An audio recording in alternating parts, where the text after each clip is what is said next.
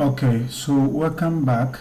Um, we now have defined our incorrect records, the CTE. We have done that as instructed in the slide here. So now let's look at this. It says let's first get a unique list of employees from this table. Think back to the start of our or your SQL journey to answer this one. I got 17 employees. Okay, so next try to calculate how many mistakes each employee made.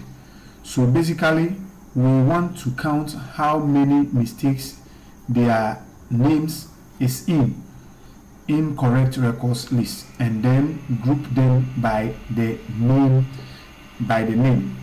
Okay, so at the end of the day we should arrive at this table. We want to look at the employee name and then how many mistakes they made, all from the CTE that we have, that is incorrect records. So let's go and see how we can be able to achieve that.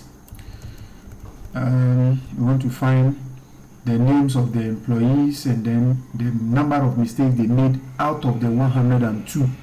Remember, we have 102 incorrect records. So who made how many mistakes is what we are going to check. And the first one says get a unique list of names from this table.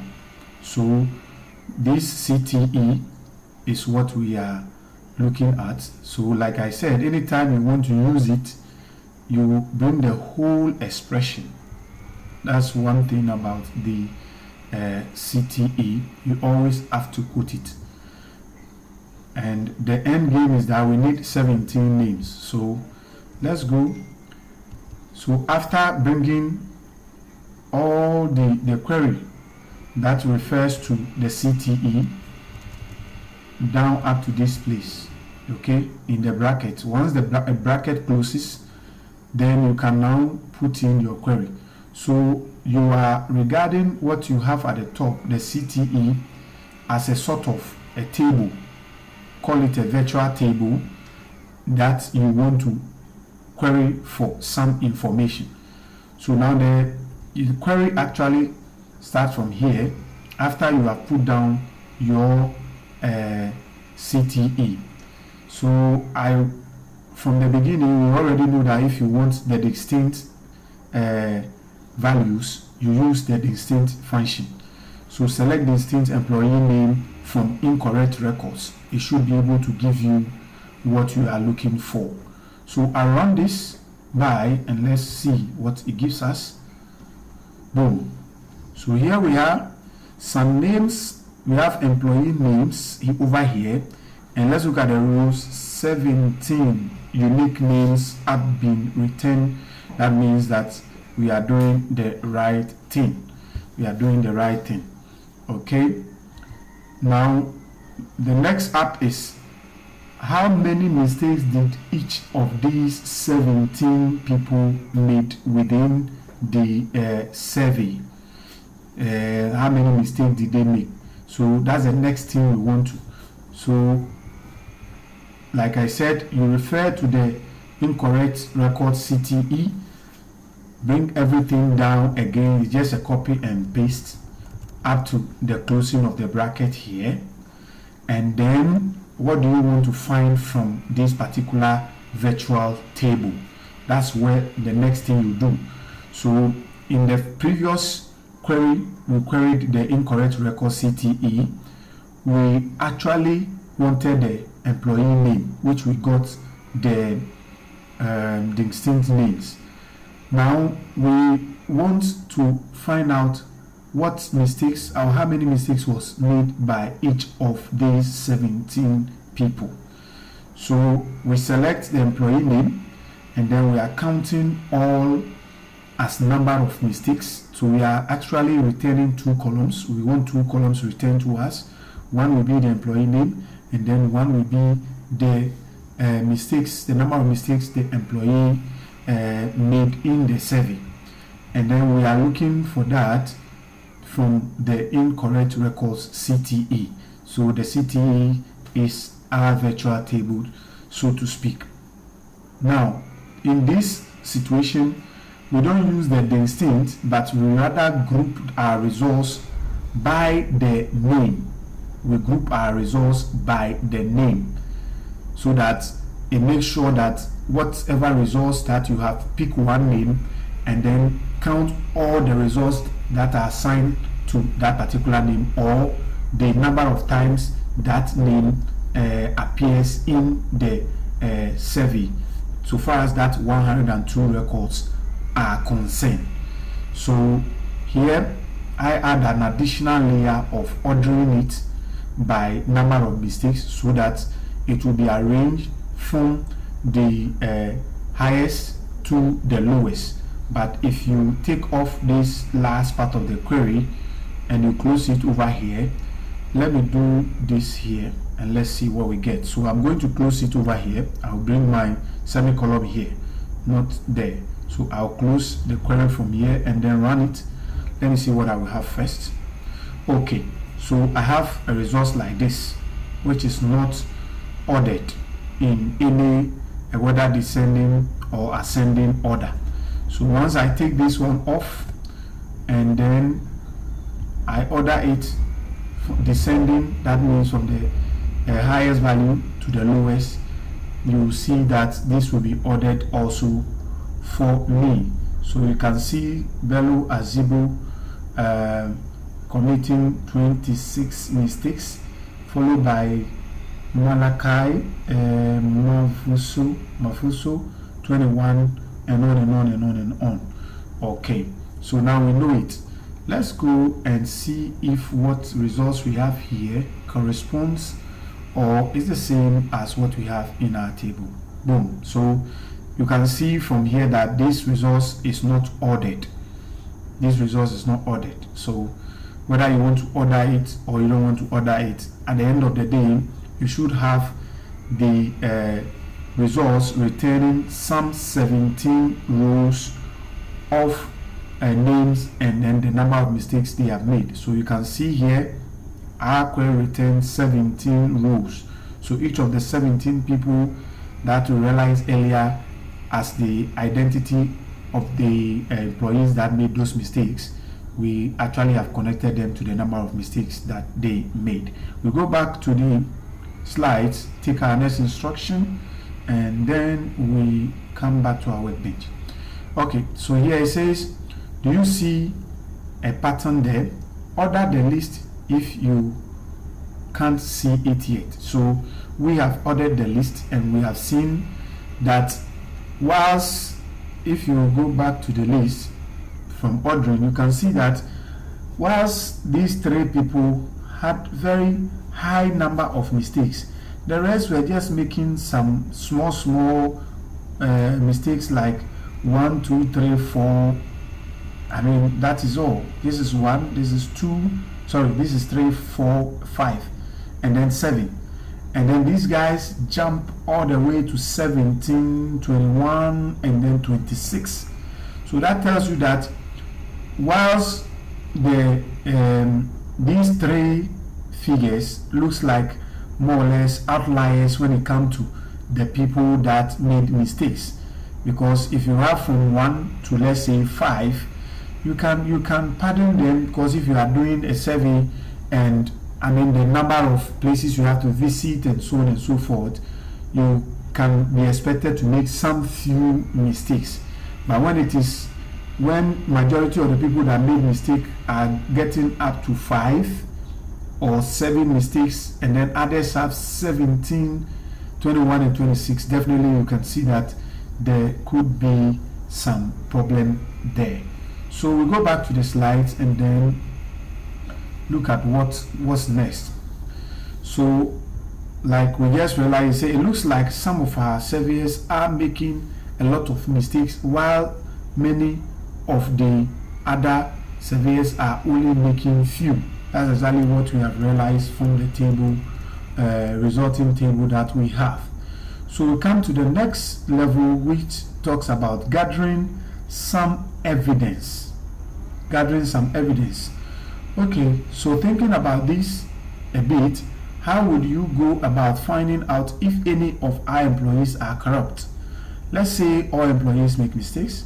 If someone is corrupt, they will be making a lot of mistakes, more than average, for example. But someone could just be clumsy, so we should try to get more evidence. Now, our auditor did say some of the things he heard on the street were quite shady, and he recorded this in the statement column. Considering both of these sources should give us a pretty reliable answer. So let's get into it. So there's a recommendation that, so let's try to find all the employees who have an above average number of mistakes. Let's break it down into steps first. We have to first calculate the number of mistakes someone's name comes up. We just did that in our previous query, we all agree. Then the second is, then we need to calculate the average number of mistakes employees made. So looking at the figures that we have, what would be the average number of mistakes, so that we know who did more mistake above average and who did less below the average. So we have done for you here. This query actually gives us, if we add it to the query that we have there, we should be able to have the average mistakes, average number of mistakes over there, or the error count, if you like. We want to call this one the error count. And then the next up we have, let's call resource average error count per employee, which would be a scalar value. A scalar value, we already know, is just a one resulting value that you get from an aggregated or aggregated values. So let's go on. We also have this also suggested. We are going to use all this later in our query. So let's come here. Number one, don't worry yourself about this area, because we are now going to expatiate it here. So the number one you have at the top here, that number one is what we have here. So let's come here and then follow the instructions from here. Let's start by cleaning up our code a bit. First, incorrect records is a result we'll be using for the rest of the analysis, but it makes the query a bit less readable. So let's convert it to a view. There's a difference between the CTE and then a view. The CTE is a virtual table which is not within your database, so you cannot query it by just mentioning or referencing the name. But when you convert it to a view, the view actually becomes a table within the database. It's a temporary table that is within the database. You could remember when I open my diagram. Let me see if I have it here. Okay, so you see, or you saw earlier on that I had this here. That is the incorrect. So this is where we are at the moment, where we will see exactly why that is there. Okay, so let's go back and then take some instruction and then we come back. So we can then use it as if it was a table. It will make our code much simpler to read, but it comes at a cost. We can add comments to CTEs in our code. So if we return to that query a year later, we can read those comments and quickly understand what incorrect records represent. If we save it as a view, it is not as obvious. So we should add comments in places where we use incorrect records. Okay, so let's go down. The first app is so replace with create view like this. So where you have with, we used to have here in our query, we have with incorrect records. Now you are changing the width to create view. Once you change the width to create view, you are now creating that virtual or temporal table within your database. And note that I added the statement column to this table in the line 8. So let's see, statement column. So let's see. So the same query that we had, the CTE that we have, we are changing that CTE to a create or a view with the command create view. Now when you do this, a virtual table is established in your database, which you can refer to just like you do refer or reference other table. So now if you go and just put in this query, select all from incorrect records, it should give you the CTE that we had. Let's see what that actually means. So let's go down. Okay, so all that we have read about is here. So I have my create view here. So now I'm creating a view with this CTE. I'm converting it.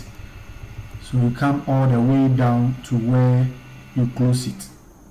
So when I close it with the semicolon and I execute it, a table is created for me. So when I put in this query, select, I'm having this comment over here and I don't want it to affect the code I've written below. So I have this slash asterisk, and then I have the comment here, and then another comment at the end. But the query is just from here to there. So these two comments I have put over here does not affect the query. So I'll execute it with this. Remember, when you execute it with this lightning sign, it executes everything all the way up that you have written. But if you use this, you only want to execute the particular place you are working. That's where your cursor is. So that's where I want to execute. Okay, so this is it. It's returning this. And look here, you see in the line 8, we have added the statement. In our auditor's report, if you go to the auditor report table, let me close some of these things to make the place a little bit tidy. So this is the auditor report. If you click on it, you could see that we have statement as part of the columns. So we have added the statement to this is what they call the line 8. You have 1, 2, 3, 4, 5, 6, 7, and 8. So in line 8, we have added what? Statement as part of the columns. That's what you can see here. So when we refer to that particular view, which is the temporal table we have created, we have this table. Okay, so let's go back to our slides. So this is the next thing. Let me close this here so that I don't want the videos to be too long, so it is easy for you to go through them and then come back and we continue.